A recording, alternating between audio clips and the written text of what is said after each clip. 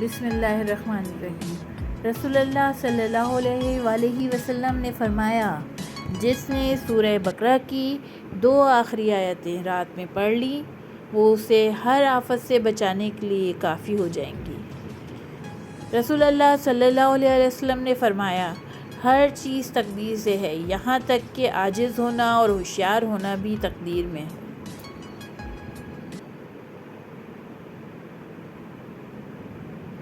رسول اللہ صلی اللہ علیہ وآلہ وسلم نے فرمایا، تمہارے لیے یہی گناہ کافی ہے کہ تم ہمیشہ جھگڑتے رہو۔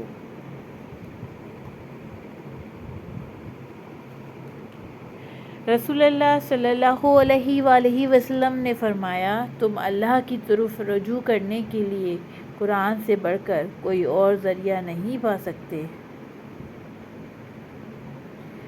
رسول اللہ صلی اللہ علیہ وآلہ وسلم نے فرمایا، 7 برس کے بچے کو نماز سکھاؤ اور 10 برس کے بچے کو نماز نہ پڑھنے پر مارو۔